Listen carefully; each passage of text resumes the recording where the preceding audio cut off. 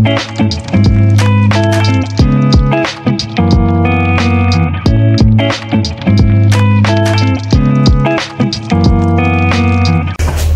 up mga moms? Good morning, Mami Rafi here with the Gracies. Magandang araw po sa inyong lahat at magandang hapon dyan sa Pilipinas. And today, it's Sunday here in Lebanon and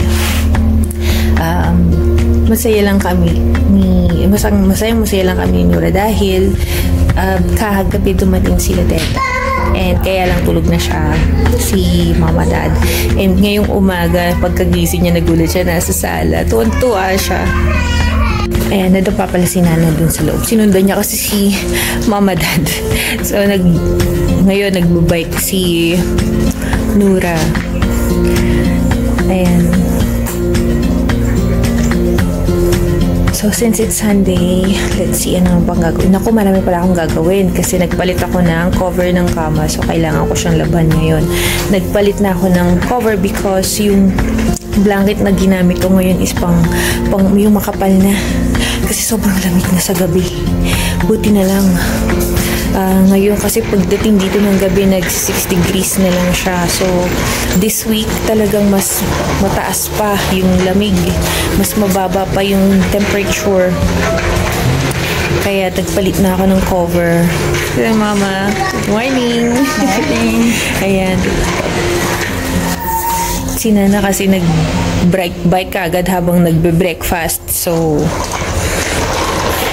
hinahabol-habol siya ni Mama para kumain. Yeah.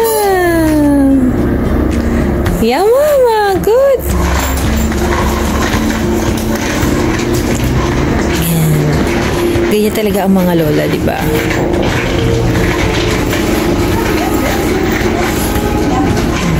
Ito yung sinasabi ni Firas na wag ko muna daw walisin yung mga dahon-dahon kasi everyday maglalagas siya. Nakita ko ni Mama minawalis ko siya, sabi niya, no, sabi niya, leave it na isang linisan lang daw yan dapat. Tapos sabi nila, ayusin ko na daw yung closet kasi yung mga summer clothes, kailangan ko daw itabi yun. Tapos ilabas ko na yung mga winter clothes. Yung mga winter clothes naman, napagkasya ko naman sila lahat. Even yung mga summer clothes still there. Pero sabi nga nila, itabi ko na lang daw muna para mas, kasi yung mga winter jackets na makakapal, kailangan ng space. So, mamaya yun din natatrabahuhin natin. Because tomorrow, Nura will go to school. Ayan, tomorrow, we'll try to share you kung ano yung mga preparation and kung ano yung mga gagawin, kung ano, paano makipag-interact si Nana sa school since it's going to be her first day for the school here in Lebanon. See you, Nana!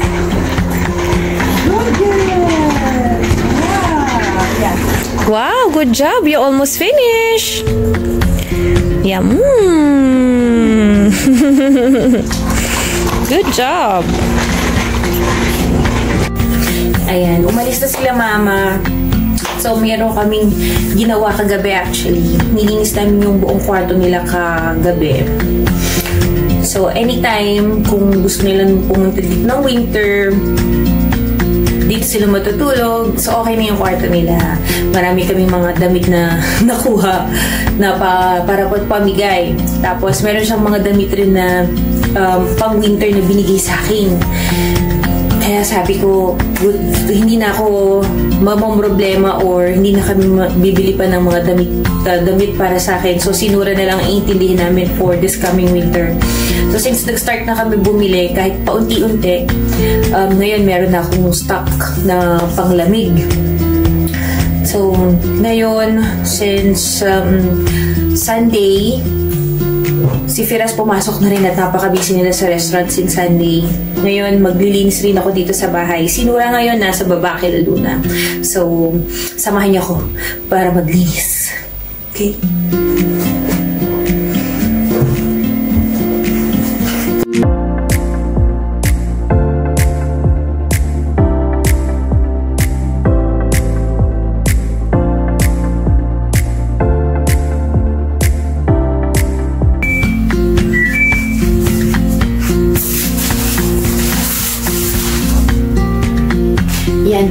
meron na naman kaming karma.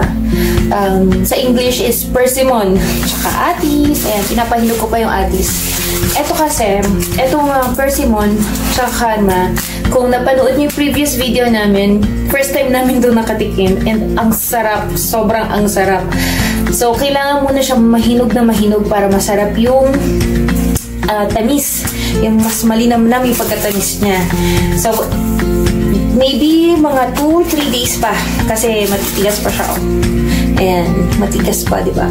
So, kailangan pa siyang pahinugin ng mga ilang araw bago namin makain. Na-addict na si Firas kakabili nito. Sabi niya, before, hindi siya nakakakain masyado ng karma. Pero ngayon, sabi ko nga, hinahanap-hanap ko siya. Sabi ko gano'n, baka po pwedeng ka kung may madaanan kang karma, bumili ka. Ito na yung pangatlo namin. Pangatlo naming box para makakain ulit kami ng karma. Yan. Tapos,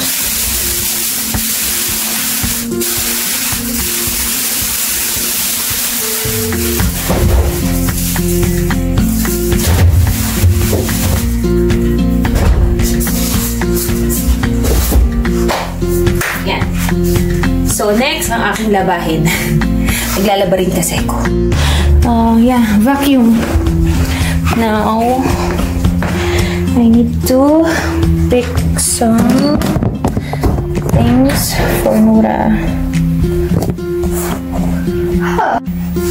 Yan. Pag kami bata ka talaga, hindi matitigil ang kalat eh. So, itong mga laruan ni Nana, itatago ko muna sa kwarto niya. Since tomorrow is the starting of their school, I'll keep all her toys in her room. And if ever he wanted to play, so just gonna take it and return it back. As easy as that. And as earlier videos, when we had the house tour, we need a big improvement for Nana's room. So let's see, by this year or maybe start of summer, we'll start decorating Nana's room. What? You will help me? Yes, of course!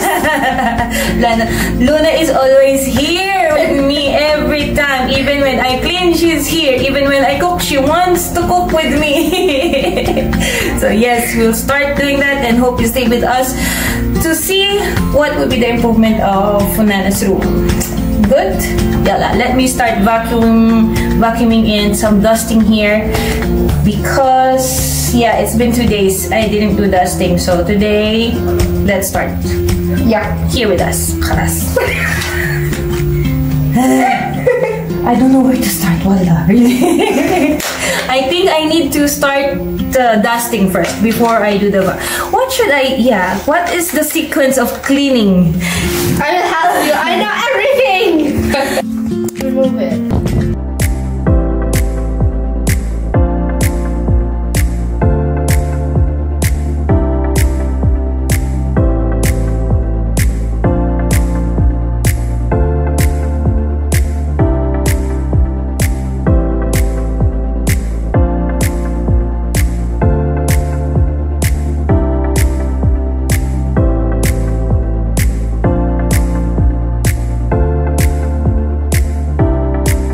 Ayan, tapos na tayo mag-vacuum sa sala, in the hallway. Ngayon dito naman sa kusina.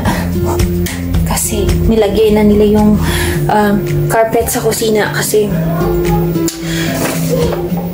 malamig na. Hindi ako nakakatagal pagka nandito sa kusina. Hindi ako nakakatagal pagka nandito sa kusina kaya naglagay na sila. So, medyo madami ang kusina ko kasi nag-aayos-ayos lang ako. Kaya para bukas, kahit pumasok si Nana, pag pumasok si Nana, konti na lang ang mga gagawin ko. Kung hindi ko man matapos ngayon yung gawain ko, siguro bukas ko na sisinupin yung mga damit namin na from summer. Yung mga gamit ng summertime, itatabi. Tapos yung mga jacket, yung mga coat, yung mga makakapal na pang-winter na yung ilalagay namin. So, ang dami pala, no? Ang dami palang mga dapat gawin pa. So, siguro, yung mga ganitong ginagawa nila, kagaya ni Mama Dad kagabi, nagsalanson siya ng mga gamit na pang winter, tapos yung mga pang summer, nilabas niya. Yung mga hindi niya nagusto, inilagay niya sa isang plastic. Tapos sabi niya, pilian ko daw. Kung hindi, yung mga hindi ko gusto, yung mga hindi magkakasya sa akin, ipamigay ko na. So, yung mga luma, ibang hindi nila ginagamit na ipapakinabangan pa ng iba talaga. So, yun yung every year na scenario dito, yung every year na lagi nilang ginagawa. Kaya, kailangan ko na rin masanay na gano'n. Ayan. So, nga pala, duman sila dito na Mama kagabi kasi nga, hindi pala sila makakapunta ngayon. So, kagabi, doon pumunta na sila. At, yun, nilinis namin kagabi yung kwarto nila. So, naman ako, let's start cleaning our kitchen.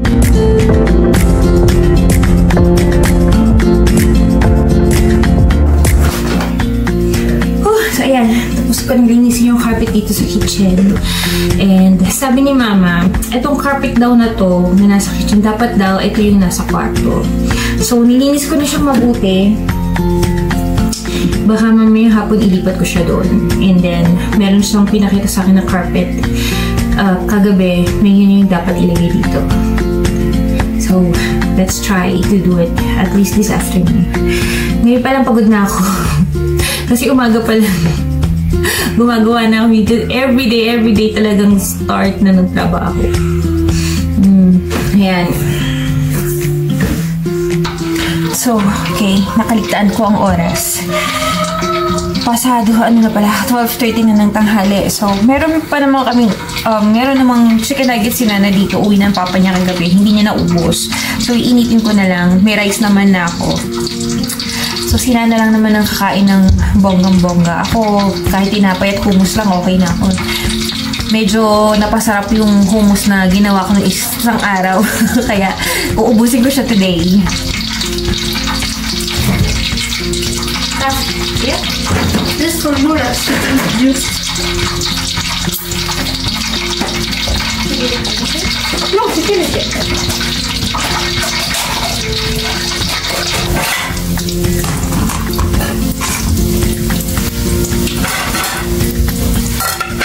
So, yung hummus na kakainin ko, magdidip lang ako ng cucumber tsaka kamatis. So, okay na yan. Sa akin, okay na yan.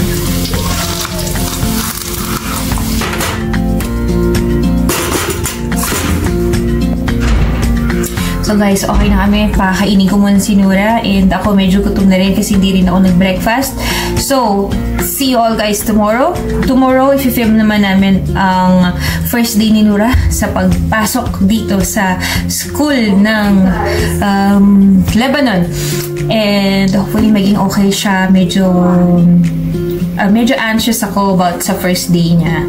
Pero I know Nora, she likes kids, she likes playing. And hopefully maging okay yung treatment sa kanya ng mga kaklase niya since Nora is not that much knowledgeable in speaking in Arabic. And hopefully this will, tomorrow will be a good day for Nora, and let's see what will gonna happen the rest of the day. Alright, thank you so much for watching guys. Please subscribe to our channel. Please give us a thumbs up here on my video. Bye guys. God bless.